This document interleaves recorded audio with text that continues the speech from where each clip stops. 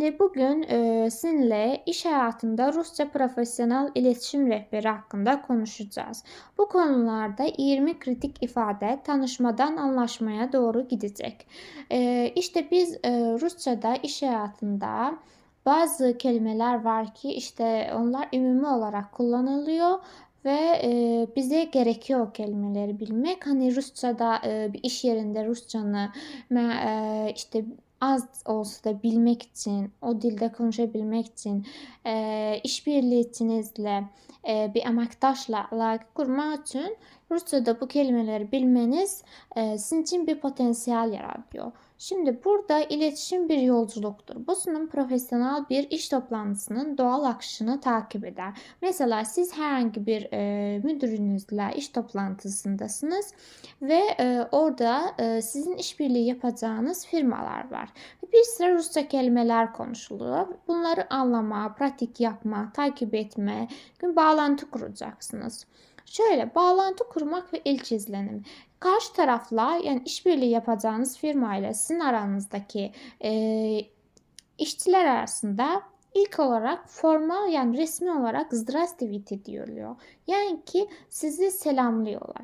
Rad с вами познакомиться. Rusça'da познакомиться memnun oldum demek. Rad da memnun oldum demek. Познакомиться esasen tanış olduğuma memnun oldum anlamına geliyor. Şimdi burada resmi bir anlamda olduğu için ve karşı tarafı tanımadığınız için daha bir resmi sözcüklerden ve ifadelerden kullanacağız. Şimdi "Rad с вами познакомиться" karşı tarafa sizinle tanıştığıma memnun oldum demek anlamına geliyor. Как я могу вам помочь? Size nasıl yardımcı olabilirim? Şimdi burada как nasıl anlamına geliyor. Могу ise bir şeyleri bacarmak, bir şeyleri yapabilmek anlamına geliyor. Вам ise bildiğimiz v yani siz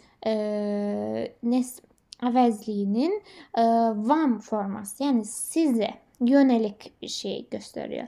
Pomoç ise pomagad isminden götürüyor. Yani birine yardımcı olmak, birine kömək etmək anlamına gelir.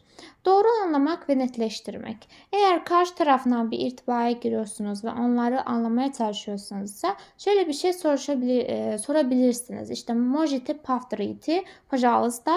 Lütfen tekrarlayabilir misiniz? İşte "Пожалуйста" burada lütfen, buyurun, rica ederim anlamlarına geliyor. "Пожалуйстa'nın birçok anlamı var. Yani burada lütfen olarak gidiyor. "Можете" olabilir mi? Yani işte belki kimi anlamlara geliyor. "Повторить" ise Rusça'da bir şeyleri tekrar etmek anlamına geliyor. "Я вас правильно поняла" veya "понял" diyebilirsiniz. "Понял" deməli "понимать" isminin geçmiş zaman forması. İşte "понимать" bir şeyleri anlamak demekti. Şurada da "anladım mı?" diye soruyor. Yani ki правильно bir şeyleri doğru olduğunu söylüyor. Yani ben sizi doğru mu anladım diyor. Спасибо за information. Şimdi teşekkür ederim informasi için. Şurada za edatı birçok konuda, birçok anlamda işleniyor. Ama şurada bir şeylerin informasyonu verdiği için karşı tarafa teşekkür etme anlamında. Yani bunun için diyor. Bir şeyler için anlamına geliyor. Şimdi burada müzakere 3. bölmede fikir birliği ve öneri. Yani şurada karşı tarafından konuşan zaman şöyle bir ifade kullanabilirsiniz. Давайте обсудим этот вопрос. Gelin müzakere edelim, konuşalım bu konuyu diyor. Şimdi burada vapros soru anlamına geliyor. Vapros bazen de bir şeyleri konu, mevzu anlamına gelebiliyor. Etot burada bu şahs əvəzliyi. Davайте bir şeyler gelin işte bir şey yapmaya çağırıyor gibi sizi. Hani davайте gel gidelim falan. Absürdüm ise bir şeyler müzakere etme, şeyleri konuşmak, tartışmak anlamına geliyor. Хорошая ideya yani iyi fikir demek. İdeya Rusça'da fikir anlamına geliyor. Ya с вами согласен veyahut da ki согласна diyoruz. Vami diyor. Burada dik согласен birine katılmak. Yani birinin fikriyle razı olmak veya razı olmamak anlamına geliyor. Şimdi burada müzakere edince 3. bölüme giriyoruz. İtiraz ve zaman yönetimi. Birine diyebilirsiniz ki hani herhangi bir konuda siz konuşuyorsunuz mitinglerde ve bu mitingde eee, evet şöyle bir şey var. Ya ne safsim saglasin veya saglasını diyebiliriz. Yani ben size tamamıyla katılmıyorum diyor. Safsim bir şeylere tamamıyla, umumiyle demek.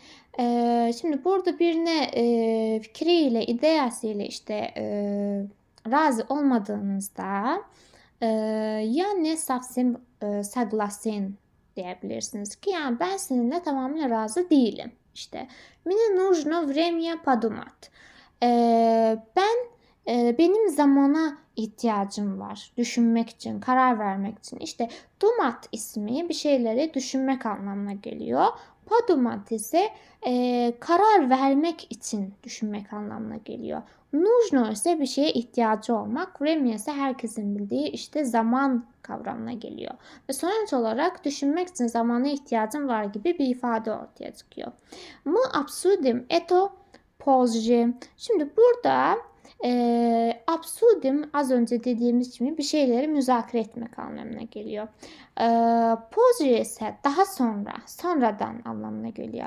Ve biz konuyu müzakere edelim. Mu absurdum eto pozже. Sonra müzakere edelim anlamına geliyor. Şimdi takvim ve planlama. Mesela karşı tarafla bir meet planlıyorsunuz ve planlamada şöyle bir soru sorabilirsiniz. Когда вам удобно? Sizin için ne zaman uygun? Удобно genelde rahat olmak, uygun olmak, elverişli bir şey olmak demek. Мы можем принести встречу. Şurada da toplantıyı erteleyebilir misiniz? Bildiğimiz gibi можем bir şeyleri olabilir mi? Belki anlamlarına gelince. Принести ise işte bir şeylerin yerini değişme, işte ertelemek anlamına geliyor. Встречу ise görüşü ertelemek. Yani şu toplantının görüşünü. Встречу toplantı ve görüş anlamına geliyor. Burada toplantı anlamına gelmiş. Biz toplantıyı erteleyebilir miyiz anlamına geliyor genel olarak. Şimdi aciliyet durumu olanda. Mesela bir iş acil olunca это срочно diyoruz. Mesela sразу diyoruz bir şeylere. Türkçe'de çok kullanılmıyor ama Azerbaycanca mesela çok kullanılıyor. Sразу yapmak. Yani hemen anda. Şu an yapmak. Şimdi burada da срочно diyor. Bir şeyleri acil yapmak. Ya da это не срочно. Bu acil değil. Mesela şöyle diyebilirsiniz. Это вопрос срочно. Bu konu acil mesela. Şöyle bir konu diyebilirsiniz. İfade işletebilirsiniz. Yani konuşabilirsiniz. Kapanış ve aksiyon adımlarında ise ya уточню и внес к вам.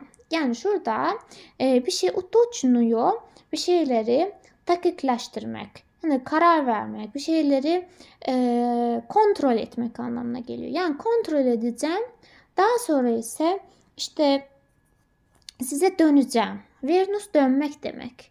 Size döneceğim anlamına geliyor. Vam size anlamına geliyor. Şimdi ya уточню и вернусь к вам. Yani size geri döneceğim. Bir şeyi kontrol edip geri dönmek anlamına geliyor. Şimdi ya отправляю вам письмо.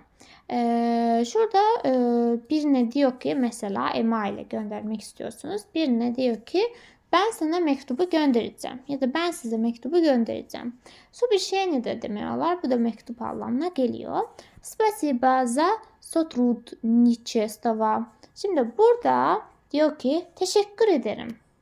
Emektaşlık için, işbirliği için teşekkür ederim anlamına geliyor. Davайте держать связь.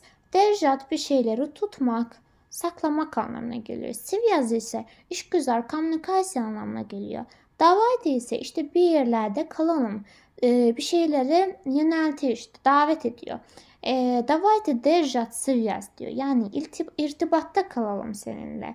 Bir pozmayalım o irtibatı, kırmayalım anlamına geliyor yani. Şimdi burada özet ifadeleri gördüğünüz gibi az önce söylediğimiz tüm ifadeler vardı. Hani bağlantı ifadeleri mesela здравствуйте, рад с вами познакомиться, işte netleştirme ifadeleri я вас правильно поняла, işte можете повторить, Müzakere edince işte давайте обсудим, ya согласен diyebilirsiniz. Lojistik anlamında işte bir şeyleri принести встречу diyebilirsiniz. Это срочно diyebilirsiniz. Kapanış anlamında ise ya уточно, ben işte bir şeyleri kontrol edeceğim. Ya отправляю письмо, ben size işte mektubu göndereceğim anlamına gelen bir sıra kelimeler var burada. İşte bu kelimeleri bilerek toplantılarda karşılaşabileceğiniz, hani sizin tarafdaşlarınız, sizin emektaşlarınız Ruslar olan zaman mitlerde, şimdi bu mitinglerde konuşabilirsiniz Rusçada. Yani az olsa şu ifadelerle bir şeyler anlatabilirsiniz karşı tarafa. En azından bir şeyleri anlamadığınızı düşününce işte sorabilirsiniz. Ya вам правильно понимал diyebilirsiniz. İşte en azından bir şeyleri sorabilirsiniz burada. Bu ifadeleri öğrenerek. До свидания.